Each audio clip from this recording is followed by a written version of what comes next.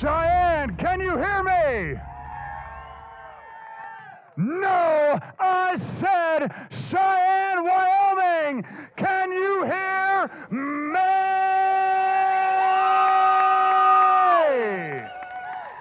Welcome to Sparta Sports and Entertainment's BK Spectacular, live from the Outlaw Saloon in Cheyenne, Wyoming. We begin with our first fight of the night. It is scheduled for three 3-minute rounds in the lightweight division under mixed martial arts rules. Introducing first, fighting out of the short line, Buick and GMC red corner. Please welcome to the cage, Travis Berle. Fight fans, we are live from the Outlaw Saloon in Cheyenne, Wyoming, with Todd Romero, with Robin Black. I am J.R. Gordon. That was Big Mo calling the action up in the ring for you this evening. This is Sparta BK. That's Bare Knuckle Spectacular. That's right, fight fans. Our co-main and main events this evening, bare knuckle boxing. But right now we're going to kick off our show, ladies and gentlemen, with amateur MMA. First coming to the ring, Travis Berle. Travis Berle, welcome everybody. JR, good to see you as usual. Joined by Robin Black making an appearance. Robin, last time we had the opportunity to share the broadcast booth with you. It was Lethway fighting and Dave LeDuc, and really the first time on U.S. soil. Now you get back to the roots of it, and I know you love it, seeing guys making their debuts 0-1, 1-1, learning this sport. Yeah, it's a whole different world, my friend Todd. Like, these guys now, they have access to information that 10 years ago didn't even exist. Their coaches were traveling the world trying to learn some of the things that these kids already know. Their comfort level that they're able to come out here and fight at is just incredible. This is going to be awesome. And his opponent, fighting out of the Fowler Chevrolet blue corner. Please welcome to the cage, Matt Doyle. Matt Doyle coming from Peak. He's a blue belt. MMA debut for him, good hands, a wrestling background. And, you know, one of the things that I think we'll have tonight is J.R. Gordon at the end of each round will kind of give his thoughts where he thought the round was. And I see some of the promotions doing this. As a fight fan at home, sometimes you want to know, follow the action along. What do the broadcasters think? Where do you think this round went? And I think the fighters would like to know that as well. But it's some little extra we're going to give you tonight. Yeah, so Todd, the thing is, too, you and I currently have to pay our attention to, you know, the way that the action moves in such a way that we may be able to enrich the experience for the viewers. At the same time, JR can be looking at it from a different point of view and be able to add a different opinion. There you go, the tail of the tape. You have a 29-year-old there, and Berle, 26, with Matt Doyle. Haven't seen a lot of tape on Berle. We looked for it. He's 6 foot against 5'10", both 155. And again, debut MMA against an orthodox boxer. And anytime you're in a debut, you can train with anybody that you want to train with, but it's different when you get under the lights. Man, it's so different, you know. For many fighters, it takes until fight number 7, 8, 9, 10, until they really have access to the real experience, that flow, that ability to allow yourself to fight. In your early fights, your heart rate goes through the roof, and it's chaos. But you got to find a little bit of order within that chaos to be able to implement your will. Ladies and gentlemen, this lightweight MMA bout is brought to you by Arapahoe Kia. Let's meet our fighters. First, fighting out of the short line, Buick and GMC red corner. From Rapid City, South Dakota, representing 605 MMA, Travis Toxic Berle. And his opponent, fighting out of the Fowler Chevrolet blue corner. From Denver, Colorado, by way of Philadelphia, Pennsylvania, representing Peak Kickboxing and Jiu-Jitsu, Mad Dog, Matt Doyle.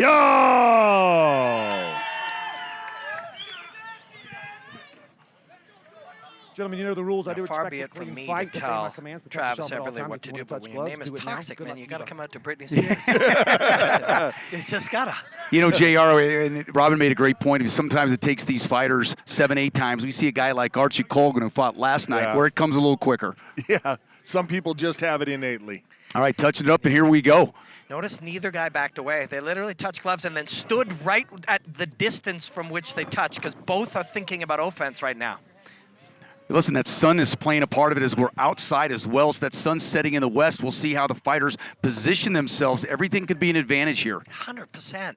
You know, and these things, again, the more comfortable you are, you can turn your opponent, turn yourself to push him into your corner. Hear your coach, he'll hear it. You can turn him so his eyes are looking at the sun. But that takes a real skill to be able to do that while somebody's trying to punch you in the mouth in front of your mom. Still kind of a feeling out here as we see that front snap kick. And we talked to Matt Doyle's managers, corners about this one. Listen, they said they didn't see a lot of film on EBERLE, so what do? You concentrate on what you do best. Yeah, you can get really distracted worrying about what your opponent does. If you zoom in, hey, he's got a great overhand right, I got to make sure I avoid the overhand right. Sometimes you get binked with the overhand right. If you go out there and just play your game, download the information that's available, and then allow yourself to find the moments. You don't force yourself, you just let it come to you. Matt Doyle flowing into that side kick, both kind of using the jab right now in this opening round as 1:43 is left in this first round as they're getting a feel of each other. Doyle is targeting that calf. It's something you see a lot these days.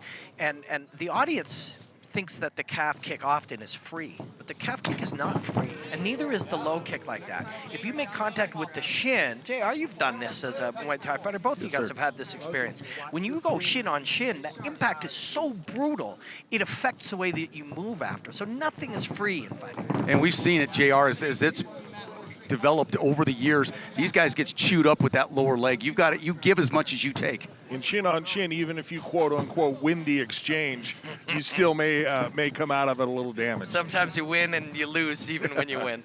Yeah, and at high levels, Muay Thai fighters, why do they not target the calf that much? Because with a slight tilt outwards of the shin, you break your leg in half. We've seen it a lot. Conor McGregor, of course, broke on the elbow, but when you are firing, using your body to bludgeon somebody else, one wrong land hurts you badly. So it's something to pay attention to when we see these young fighters. Got about 35 seconds left in this round. It's still somebody's round if they can steal it here in this last 30 seconds. Matt Doyle landing those kicks and showing his ability to use both his fists and his legs, having more success with the legs as he comes with that overhand right. You'll see Doyle change his stance too. Right foot forward sometimes, left foot forward other times. It's hard to track a man down when you're dealing with that. But you do, again, give something away. When you go to your second best side, you are also on your second best defensive side. Oh, right hand over the top. Yes, followed by that leg led everything up. He kept going to that leg and then the overhand right. There's the opening round. And JR, your assessment of that first round started out a little slow. Great end of the round, of course, by Doyle. What I saw from EBERLE was really good head movement. Unfortunately for him, the reason he had to have such good head movement is because Doyle was throwing combinations. He had to evade a lot more. Doyle was just a lot more active. He scored more with low kicks, had his combos, and then, of course, that flurry at the end of the round. I'm going to give that round to Doyle. So if you watch right here, see that little paw of the front hand. Now he's engaging the front, slips out of the way. And I think this is when maybe he'll step and throw that overhand right. We've got a great team here that'll select great moments for us to be able to look at. There, you see that front hand engaging? Yes. And here that opens up the inside. There's that right. Yep, left kick to the body, right overhand, left kick to the head, and then the right hand again, and then looks for the takedown. And, Todd, you were saying, hey, this is still available to anybody. Well, after those final 30 seconds, like JR said, you got to figure it's blue, Matt Doyle. You're leaning towards Doyle anyway. He cemented that last 30 seconds, JR. Absolutely. It's what every coach loves to see. Hear that 10-second clacker, move your hands, move your feet, make something happen. And debut fighters this day and age, it used to be to me, whether it be boxing, whatever, they come more ready now. You still see guys that get shocked at the bright lights. They're ready to fight. When you were 25 years old, when Nick Diaz was 20 and he was fighting, MMA, he didn't get to see much of it in the years previous. These kids will be 22, 23 years old, and they've been watching mixed martial arts since they were 12. So they see it. It feels like a much more natural endeavor. Great point there. Travis Berle with a nice jab to start this round to give himself a little bit of confidence there with that looping paw of left. Front kick. Was going to the side kick. He changed that and went to the solar plexus.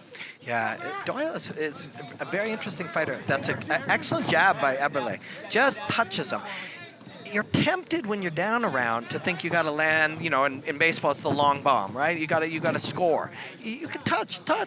You got 6 more minutes to win this fight. And when EBERLE just pops the left hand out, touches him a little bit, interrupts his movement, that's right there. Just he didn't land that time, but that's the correct idea for him. Put the pieces together slowly. Now these fighters, they've fought in other mixed martial arts, but to do your MMA debut, the knowledge they're going to gain for this one fight going forward, I don't know that you can gain in any more fight because everything is so new, everything that you're doing every second, every minute. Yeah. The amount of knowledge that you'll gain in these 9 minutes or less here will be more than the grand total of every sparring session you've ever had. Because now you're in reality. They are now fighting in reality.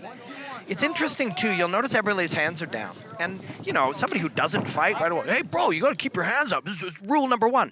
That's actually not true, right? There's a huge advantage for EBERLE to have his hands down and be able to punch from below the peripheral vision if he's able to move his head the way he is. So head movement is such a key. That's a great point that you bring up because if you can't see the shot, it doesn't matter where it's coming from. It doesn't. You know, so if it can come beneath your vision, that's powerful. Also, we'll think, blocking, keeping your hands up is important. There's a hierarchy of defense, and blocking is near the bottom of that hierarchy. Moving your head is much higher. Not getting hit is better than getting hit in the hand or the arm. JR, similar to that first round, both fighters kind of even, somebody looking to take advantage right there as you see that big left kick. Boy, talk about bringing the technique from down low out of your opponent's vision. There you go. Slipped right up the side and went over the shoulder. Yep. And now he's diving in. That's a good moment for EBERLE to attack. But you mentioned Matt Doyle's kick came up. It's something Duke Rufus teaches his people a lot. They call it tracing the body, where the kick actually moves in the shape of the body to come up and land the kick instead of coming wide. He's having a lot of success. You can see the welts starting to form on EBERLE's back from those turning side kicks that are landing very good. And when the side kick's not there, he re-chambers and goes to that front snap kick. Yeah. There it is. EBERLE lands the right hand. And EBERLE with the left at the bell. So you look at the exchange. JR, what did you see? I thought that it was a little more even that round. EBERLE was a little more involved in his offense. But what I saw from the beginning of the round throughout was the fact that Doyle looked more confident, and EBERLE just had in his face and his posture that he knew he was playing catch-up. And again, to your point, Robin, you can catch up. You don't have to get it all at once. Right. You pick away, just get even. There's the kick to the body. See, it attacks on a low tangent. And I think we'll see the head kick maybe too. Pawing, interrupting. That little paw of the front, just a little bounce back too. And now instead of offers the kick to the head or the body, and then instead switches off to the right kick and attacks the thigh. Keeps his man, it's a simple, sound bite. He keeps his man guessing, right? But it's true. If you don't know where they're coming from and you have to inventory all the possibilities, it overwhelms your mind. And then you keep going to that low kick, and once you go to that low kick, then all of a sudden the up kick, the kick to the upper body becomes a bit of a surprise. Now EBERLE, he's had a little bit of success with his reach. He needs to do that in this round. Yep. That stick, sometimes when you're losing a round or two, and he may not. This is JR's perspective, and we feel similar, and I think a lot of our audience might, but we could be wrong. But if you do feel like you're down, sometimes go into the real fundamentals: a jab and a low kick, a jab and a low kick. This guy, Matt Doyle, is very fluid and very, very many different looks and many different movements and many different weapons. So you go to your fundamentals: jab, low kick, jab, low kick, jab, low kick. One thing he's found a home for is you see those low kicks that set up the kicks to the kidneys, and the ribs of EBERLE are really, really red on both sides. Turning kick upstairs. Really sweet. Just change the little flow of it, the trajectory of it, just altered slightly. But so as you'll see that, we might say, hey, why are the kicks not knocking him out? He's kicking him in the head. Well, he's staying light on his feet. super light, super relaxed. Like you said, you just have to reach out and touch him. Yeah. And for Doyle, because he's not loading up, you have the ability to land a little quicker. Maybe without as much impact. You can't harness as much energy, but you can snap him out. That's why he's landing so many. It's a really, really good example of how a young fighter fights relaxed. And if you see it at cage side like we are, you see the left leg, the upper inside of the thigh is completely red. Both sides of the rib cage are completely red. Those touches continue to add up and continue to take their toll as the fight moves on. Big right hand. Yeah, there's a moment there where he did sit on it. So Doyle's been light and attacking and moving and flicking. And then once you've been doing that for a while and your man is anticipating that, you sit down on a punch or two. Josh Barnett used to be the best at this early in the day. He would make you think that punches were not as dangerous as they were, and then you see it now. Doyle is looking to try to really land something heavy. Yeah, EBERLE is taking so much punishment down low. Now Doyle's finding a home with those hands and everything up top. There is an element of what EBERLE is doing that even if he does lose this fight, there's a particular nature of self-defense that he's doing really well. So he's taking the shots on places that are able to take shots. The rib cage, the thigh, it hurts, but it doesn't affect you neurologically. Oh, it'll be sore tomorrow, there's no doubt there. First takedown of the fight, and it comes courtesy of Matt Doyle. As EBERLE kind of weaved in, he had to do something to change this trajectory of this fight, and he got taken down. Yeah, if we think of it as we're watching from the perspective at home, if you think you're losing, what do you got to do? You got to charge. And if your opponent thinks he's losing and he's going to charge, what's a good thing you might do? Cut him in half and take him down. It's just a logical unfolding that happens between the two people based on the dynamic that's at play. Matt Doyle with a little grounded pound right there and hammer fist to the temple as he's trying to make this a unanimous decision. We'll hear what JR has to say about this fight as Doyle solid from the opening bell to the third round as this one's going to click off and go the distance in a debut fight for both fighters. Well, you pretty much wrapped it up for me. Doyle looking solid from the beginning to the end of the third round. What I really liked about Doyle is what Robin referenced in that third round is he occasionally threw the hard shot. He had been playing the touch game throughout most of the fight, had been very accurate, had been very fast. Then he started mixing in the power. One of the reasons he was able to do that is because he mixed his targets so fluidly.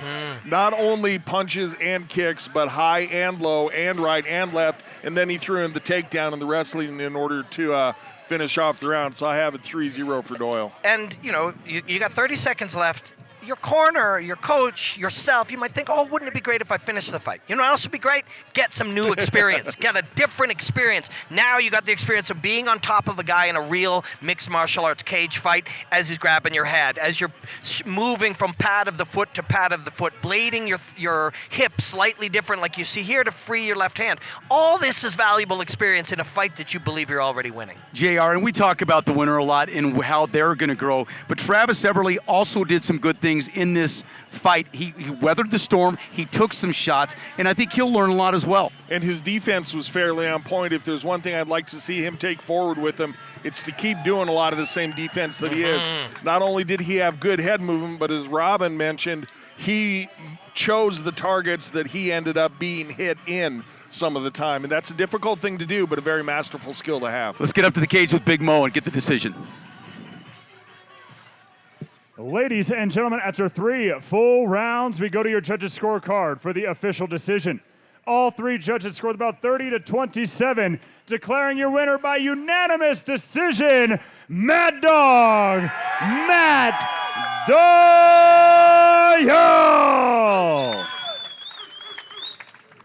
Ladies and gentlemen, I'm joined in the ring by Matt Doyle. First and foremost, Matt, the legs. You were going after those legs from the very first bell. Were you just finding effectiveness from that, and were you starting to see that his plant leg was losing some power? Talk me through that. I certainly was. I am by no means a kicker. I'm a boxer by trade. He was just leaning so far back. He was a longer man, having a tough time getting to his face, adapted, went low with it. Now, you traveled out here. Well, you're from Philly originally, but now you're fighting out of Denver. Sounds like you got some fans here. Anything you want to say to people supporting you tonight? Yeah. I'm actually leaving Denver, moving back to Philly next week. Pretty emotional for me. I made some ferociously loyal friends, some great teammates out here that I'm gonna miss dearly. And, I hope that they take pride in the outcome tonight because they played just as big a part as I did. So, well, on behalf of Sparta, I'm sure that we'll have you fight again, even if it's from Philadelphia. So one more time, ladies and gentlemen, your winner, Matt